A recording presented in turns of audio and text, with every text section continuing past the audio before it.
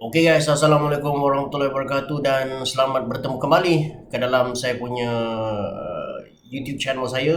Saya nak ucapkan terima kasih kepada anda yang dah subscribe saya punya YouTube channel, dan dalam YouTube channel ni saya akan lebih memfokus kepada perkembangan ekonomi semasa sama ada domestik ataupun global, dan juga sedikit-sedikit sentuh pasal political economy.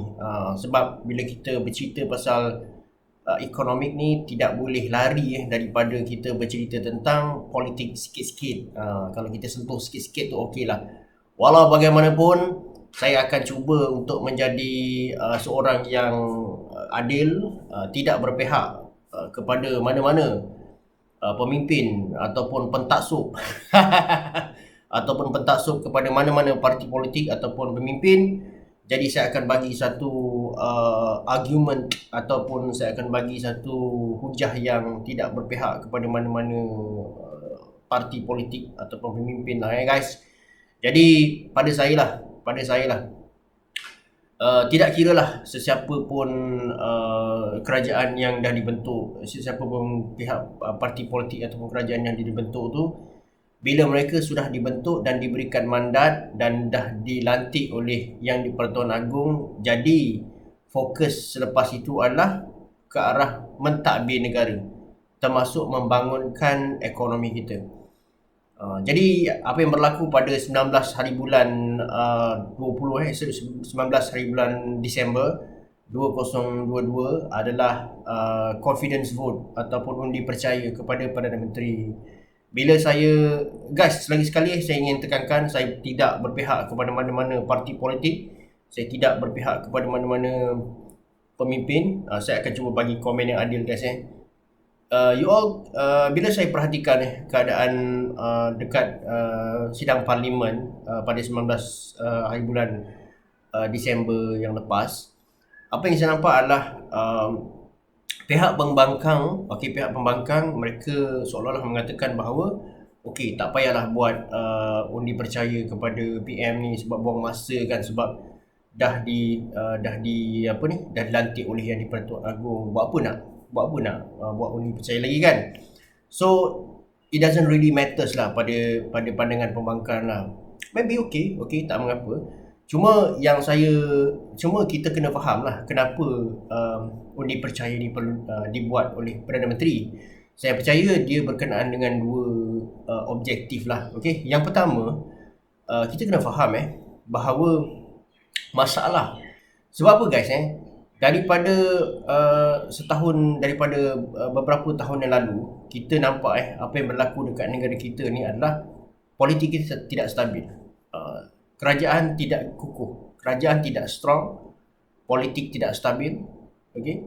Itu sebenarnya yang berlaku dekat negara kita. Itu adalah satu dilema ataupun masalah yang berlaku dekat negara kita ni. Politik tidak stabil. Bila politik tak stabil, kerajaan tak kukuh. Okay?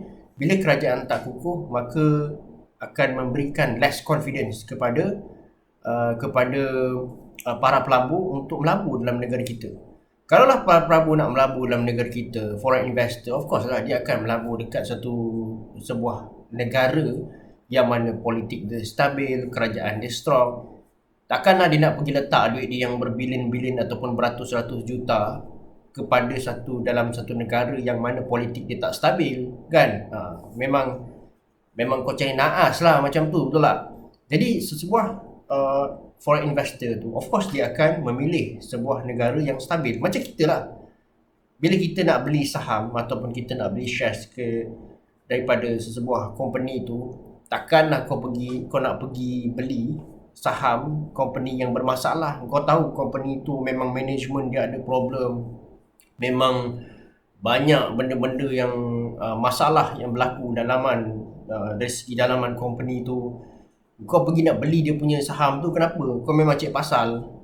Jadi janganlah kau beli syarikat yang macam tu, beli saham syarikat macam tu. Kau belilah saham syarikat yang berpotensi untuk grow kan. Bila syarikat tu berpotensi untuk grow, tak ada masalah, management dia pun baik, apa yang kita dengar semua baik-baik belaka kan. Jadi bolehlah company tu grow. Bila company tu grow, harga saham dia naik lah, engkau juga yang untung, betul tak? Jadi dalam kes ni sama je.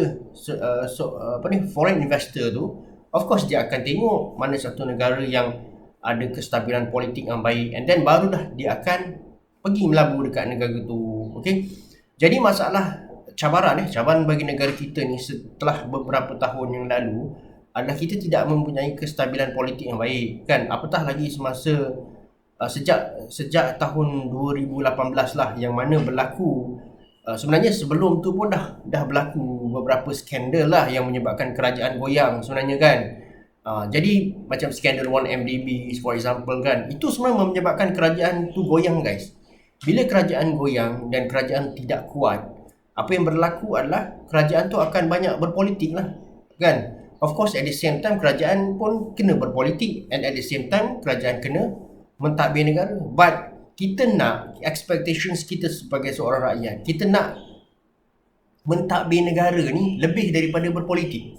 Berpolitik sikit-sikit tak apalah, tak ada masalah. Tapi masalahnya bila terlalu berpolitik ni masalah. Kan? Kita nak lebihkan kepada administration, lebihkan kepada pembangunan ekonomi. Itu yang kita nak, expectation kita sebagai seorang rakyat. Jadi penting ke confidence vote ni untuk kerajaan yang baru ni di bawah pentadbiran Datuk Seri Anwar Ibrahim? Pada saya lah, Datuk Seri Anwar Ibrahim telah merangka satu strategi plan yang agak baik lah sebenarnya, kan. Saya bukan penyokong beliau tapi bila saya tengok apa yang beliau buat, semua tu dirancang dengan baik, well planned. Contohnya macam the first thing, apa yang dia nak buat bila dia dilantik sebagai Perdana Menteri, apa yang dia nak buat? Dia nak membuktikan bahawa kerajaan yang ada ni stabil dan kukuh. Sebab itulah berlakunya vote of confidence. Walaupun kita tahulah sebahagiannya dicabar oleh Tan Sri Muhyiddin Yassin yang mempertikaikan keabsahan beliau. Tapi saya fikir konteksnya lebih luas daripada itu, iaitu ialah untuk menyampaikan mesej kepada foreign investor bahawa kerajaan yang ada ni adalah kerajaan yang stabil dan kukuh. Okay? Itu penting, guys. Jadi guys, saya sebenarnya tidak berpihak kepada mana-mana parti politik ataupun pemimpin, guys. Cuma saya fikir bahawa bila kerajaan yang ada tu dapat membuktikan keabsahan dia, dapat dapat membuktikan vote of confidence yang kukuh dan kuat, 2/3 daripada parlimen tu, which means that the government of the day is very strong. Bila government of the day is very strong, then diorang bolehlah attract foreign investment, kan. Bolehlah diorang meyakinkan para pelabur untuk melabur dalam negara kita. Dan in terms of kita punya attraction dari segi pelaburan, guys, sebenarnya Malaysia ni banyak kita punya potensi. Kita ada sumber alam, kita ada tanah semua, kan. Kita punya tenaga buruh pun educated juga. Bukan tak ada, guys. Kita okey, tapi masalahnya kita punya politik kita tak stabil. Sebab tu kita kalah dengan negara Indonesia. Sebab tu kita kalah, guys, dengan negara Indonesia. Kalau korang tengoklah dari segi data, kan, memang prestasi Malaysia, kalau korang tengok chart memang korang dapat tengoklah bahawa prestasi foreign direct investment antara Malaysia dengan Indonesia, kita dah kalah, guys. Kita dah kalah. Tak mustahil pada masa depan kita boleh kalah lagi teruk dengan negara-negara perjalanan kita macam Thailand, macam Vietnam, kan. Kalau Singapore tu memang susah lah kita nak kejar lah, kan. Tapi at least kita boleh close the gap lah antara kita dan Singapore, kan. Jadi pada saya confidence of vote ni very important untuk membuktikan bahawa kerajaan yang ada ni stabil dan kukuh, and that is adalah satu perkara yang penting untuk kita send the right message to foreign investor bahawa kerajaan ada ni adalah kerajaan yang stabil, dan it will eventually mencipta satu keadaan politik yang stabil dalam negara kita. Okey, tak adalah kita asyik nak tukar 22 bulan, setiap 22 bulan tukar PM. Setiap 22 bulan tukar kerajaan. Okey, guys. Jadi harap-harap doakanlah perkara-perkara yang baik kepada negara kita. Semoga negara kita terus dirahmati. Okey, guys. Terima kasih. Assalamualaikum.